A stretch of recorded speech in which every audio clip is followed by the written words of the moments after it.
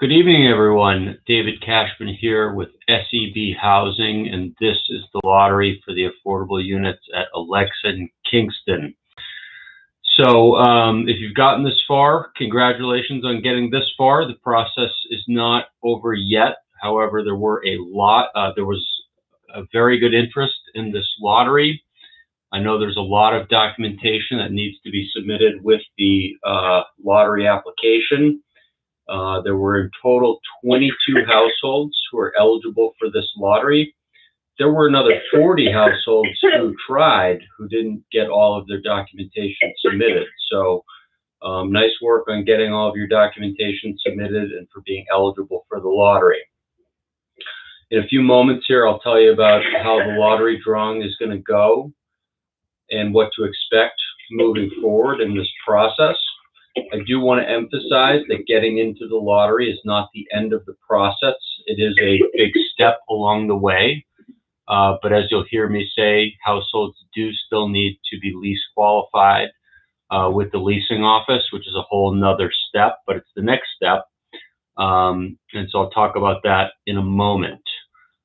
Before we go forward here, I have folks who are tuning in via the conference call, and I know there's, let's see, 11 people tuning in via the YouTube live stream. And so for the folks who are watching via YouTube, I know that you can't say things or ask questions verbally, but you can type questions in the chat box to the right of the screen where I'm talking. And so right now I'm just going to quickly type something or a few things there so you can see what I'm talking about. So bear with me.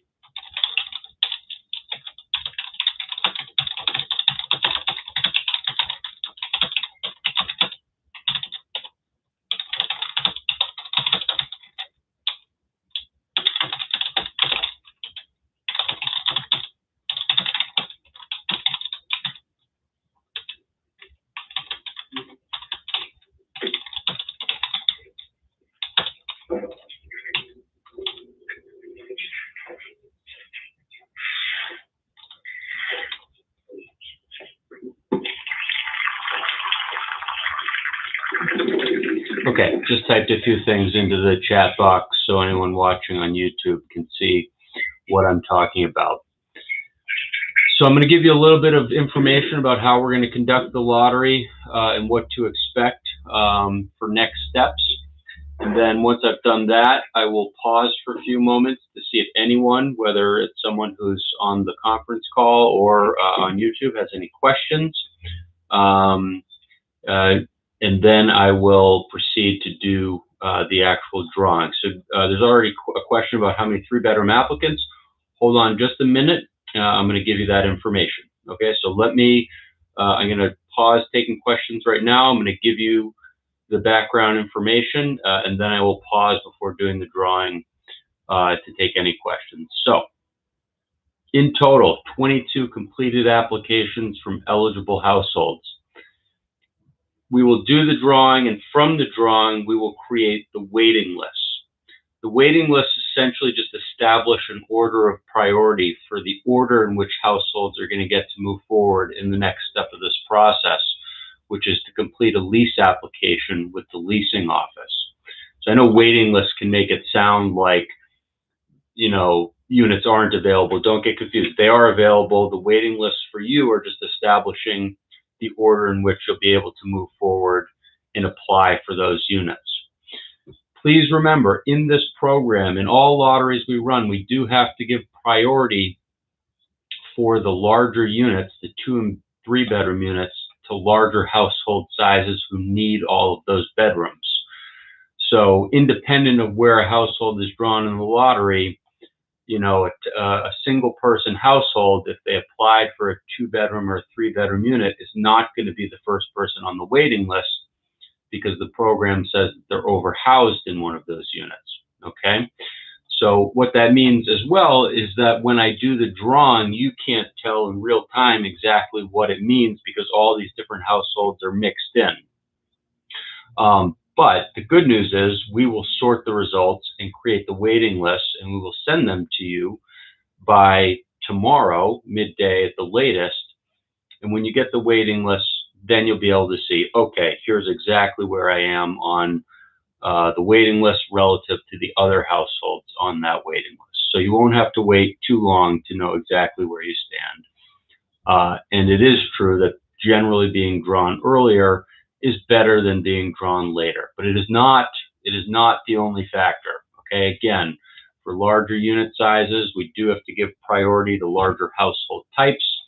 So as an example, a one-person household who applied for, say, a 2 or 3 bedroom unit is not going to be the first household on that list if there are larger household sizes, type 2 and type 3 households who also applied for those units, and there are. Let me tell you, there's going to be 7 different waiting lists. Let me say as well, too, all of this information that I'm going over right now, I am going to send to you along with the waiting list. So don't feel as though you need to be memorizing anything or jotting down notes. Literally everything I'm going to cover is in the documents that I'm going to send you, again, by probably midday tomorrow at the latest. So 7 different waiting lists that we will send you, which we will create from the lottery drawing we do tonight, are going to look like this. There's going to be a 1-bedroom waiting list, 11 units, 11 applicants. Everyone's going to get to move forward to apply for those units. 2-bedroom units, 9 units, 5 applicants. Everyone's going to get to move forward in applying for those units. 3-bedroom units, 3 units, 8 applicants. Not everyone is necessarily going to get to move forward on those. If you're number 4 through 8 on the 3-bedroom waiting list, you're going to have to wait to see what happens with the households ahead of you before being guaranteed the opportunity to apply for one of those units or reserve one of those units. Studio waiting list, 1 unit, 4 applicants. Not everyone is guaranteed the opportunity to move forward on a studio unit. There are 4 applicants for only 1 unit. So if you're in position 2 through 4, you're going to have to wait to see what happens with the households ahead of you. There's a studio disabled accessible unit. That has 1 unit, 1 applicant. That household is guaranteed an opportunity to apply, and I want to use that carefully, guaranteed an opportunity to apply. This is for everything I've been talking about so far, to apply for those units. No one's guaranteed a unit just yet. There's still a whole nother step in this process. There's another separate 1-bedroom disabled accessible waiting list that has 1 unit, 2 applicants. So the top applicant is guaranteed an opportunity to apply. The next applicant will have to wait. And then there is a 2-bedroom disabled accessible wait list. There's 2 units and 1 applicant. Again, all of these details I will send to you in the materials I send, so you don't have to be scribbling this down or memorizing it. It's all going to be there when I send you the results. Now, to get started, we have to do 3 separate drawings. There's a local priority in this lottery because the town of Kingston requested it. Most towns do. That just means that for some of the units, similarly situated households, as between similarly situated households, households who have local preference will be higher on the waiting list. So we have to do 3 drawings because there were only 2 households who indicated that, or who demonstrated that they qualified for local preference, neither of whom was minority. And you have to have a certain percentage of minority households in the local preference pool, which is equal to the surrounding area, which is 33.4% of households in the area are identified as minority. So what that means is the first drawing we're going to do will include the 9 minority households who didn't have local preference. I will select the 2 of them, the first 2. They'll be added to the local preference pool. So then we've gone from 2 local preference households to 4. That will be that drawing. Then we'll move on to the next drawing. That's a preliminary drawing.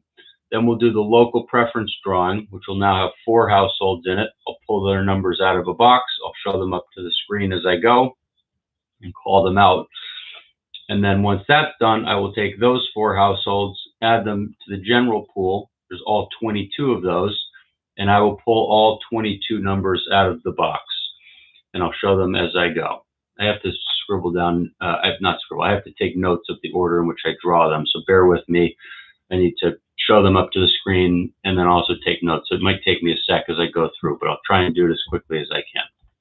So 3 drawings: a preliminary minority drawing to add 2 minority households to the local preference pool, then the local drawing, which will be 4 households total.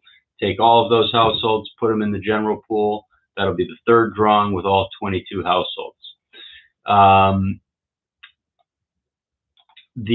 And so the next step, I will send you the waiting list. From there, top households will engage with the leasing office. We will give them your information, and we'll give you their contact information, and they will start setting up appointments with households to apply for a lease. It's really important to remember, being eligible for the lottery means that SEB has determined you're eligible for the affordable housing program. We're not the management team. We don't do lease screenings. We don't ask about your credit. We don't ask if you have a criminal background. We don't ask about tenant history or any of those things that leasing offices tend to ask for. So that is a next step. It's my understanding that that's usually a less sort of time-intensive and labor-intensive process than getting into the lottery. I think that's probably the harder and more intensive step, but it is still a separate and distinct step that you need to get through. A household could be program eligible but not lease eligible, and they wouldn't be able to rent one of the affordable units here. And a household could be lease eligible but not program eligible, so the opposite, and they also wouldn't be able to lease an affordable unit here. So you got to be both. You got to be program eligible and you got to be lease eligible. Just remember, you do have to maintain program eligibility up through move-in. Our certifications are good for 6 months from the lottery date. So if there are any households who end up choosing units that are ready after December 13th, you'll have to update your file with us to show that you've maintained eligibility. This development does have different delivery dates. So you may find that when you're invited to apply for a lease and you're reviewing the available units on the list to choose from, that some of the units will be ready at different times than others of the units. Remember as well that one of the advantages of, or the waiting lists establish an order of priority, but it also is important to keep in mind there aren't any particular units affixed to your waiting list position. So as an example, there are 11 one-bedroom units. The number 1 household on that list will be able to choose from any of the 11. And that might be the unit that's coming online in a week, or it might be the one that's ready in 2 months or 4 months or 6 months. I don't know all the dates. I'm making these up. But, you know, not all of the one-bedroom units, I wager, will be ready at exactly the same time. And people's schedules are different. You know, the top household on the one-bedroom list might say, I actually want the unit that's ready in 5 months because my current lease expires in 4 months. So that's perfect for me. So that's an advantage of being higher on the waiting list. You get to pick from any of the units on that list, okay? You don't get to pick from units on other lists that you haven't been invited to apply for. So, you know, if you have a really high position on the 2-bedroom waiting list, but not a high position on the 3-bedroom waiting list, and you're invited to apply for a 2-bedroom, you don't get to go in and say, I'll take the, you know, whichever 3-bedroom you like. You have to wait till you're invited from the 3-bedroom list. And you might have different positions on each, right? You could, in theory, you could be, you know, number 2 on the 2-bedroom list, but number 7 on the 3-bedroom list. I don't know. I'm just making that up. But oftentimes households have different positions on each waiting list. Okay. So I think that's it. I'll be quiet now. I've been talking for almost 14 minutes. I'm sure households are eager for me to get on with the actual drawings to see where their numbers are picked. Before I get started, I just want to pause for a moment. Does anyone have any questions they'd like to ask me before I go forward and do the drawings?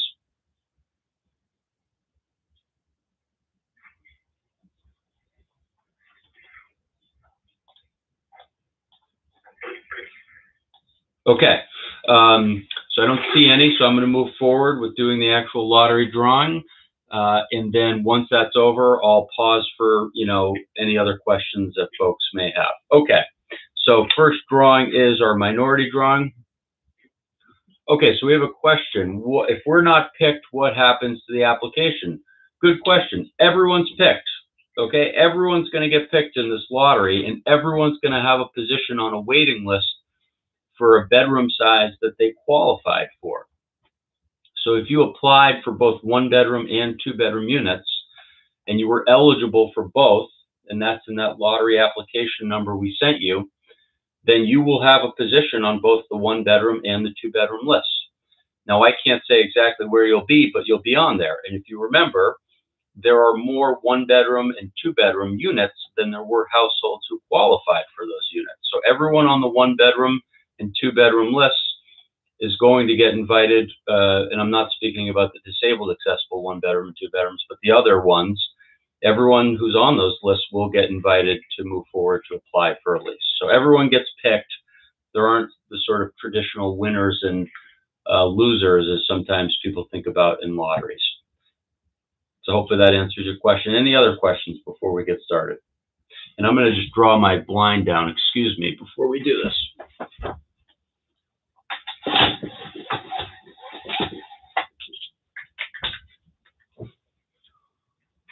Okay, much better, probably for both of us. Okay, so I will get started here. And again, if you find you have other questions, you'll have another opportunity to ask after I do the drawing. So the first drawing we're going to do is the minority drawing. We're going to pick 2 households to add them to the local preference category. All right.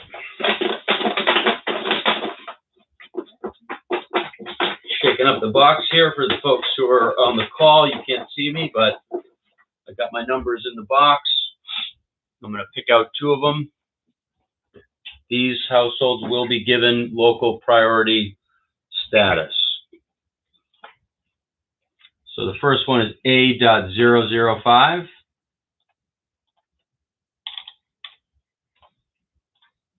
Okay, that one. And the next one is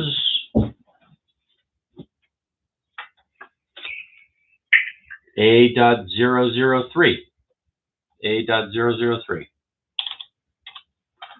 Okay, so those 2 households have just been given local preference priority.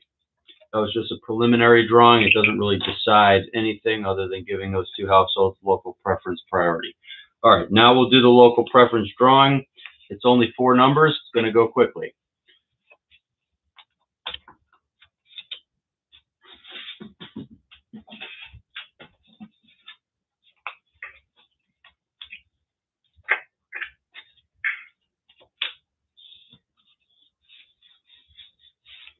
Okay.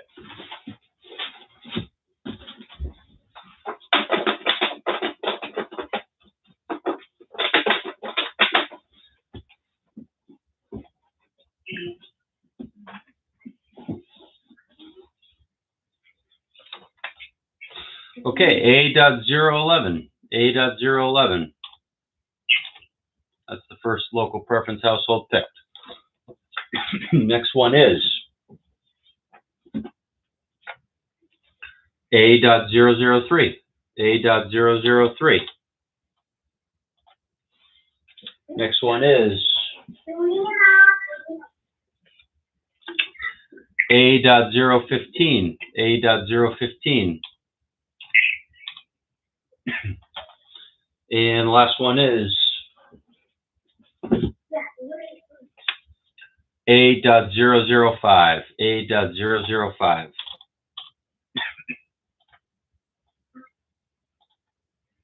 All right, that was the local preference drawing. All right, so the drawings go pretty quickly, and now we will do the general drawing with all of the households.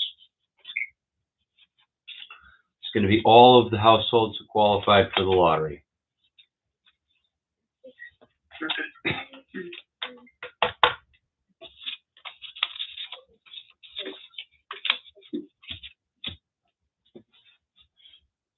All right, so I got all my numbers in the box.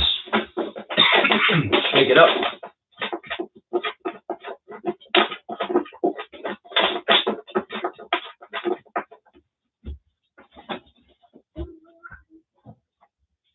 Okay, first number drawn is A.020. A.020.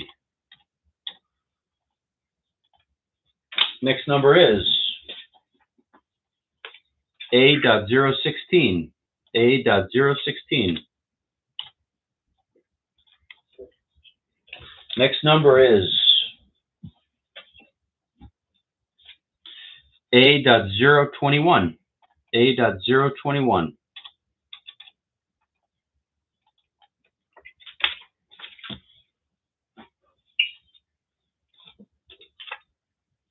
A.012. A.012. All right, on to the fifth number here. A.010. A.010.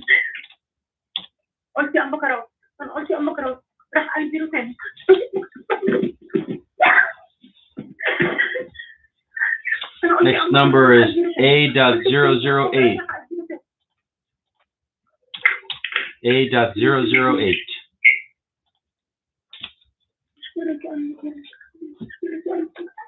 Next number is A.014. A.014.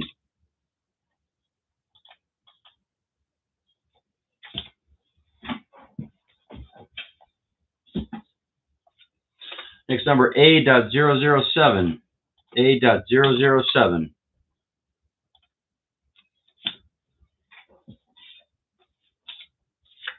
Next number A.017.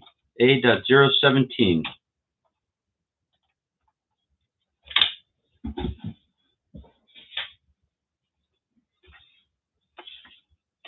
A.022. A.022.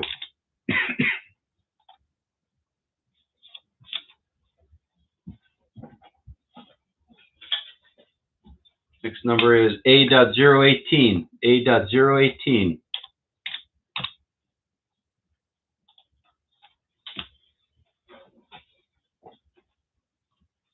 Next number A.019. A.019.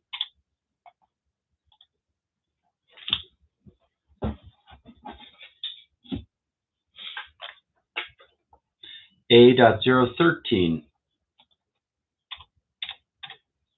A.013.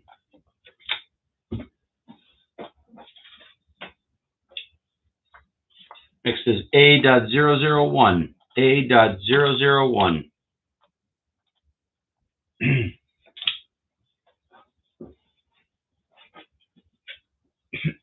Next number A.009. A.009.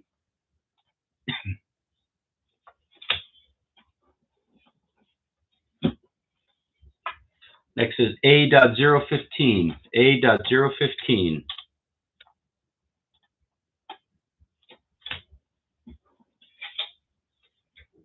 Next is A.011. A.011.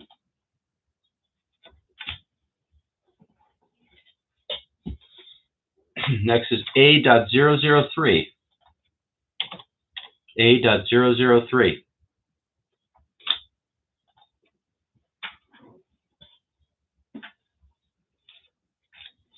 Next is A.002. A.002.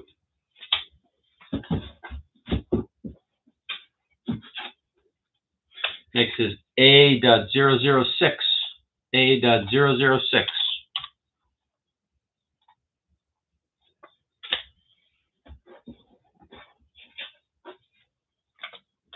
Next is A.004.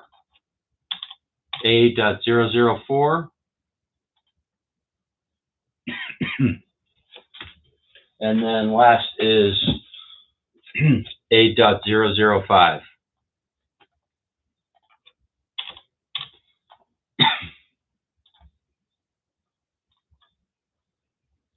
All right, that's it, folks. So that's the drawing. I know the drawing part is relatively quick. Like I said, we will assemble the waiting list. We have to give priority for the larger units to larger household types who need all of the bedrooms. For some of the units, we need to apply local preference, but we will try and do the sorting and send you the waiting list just as quickly as we can so that you know exactly where you stand on each one relative to other households on those lists. Are there any questions before we wrap things up? Anything that wasn't clear or that I could help with?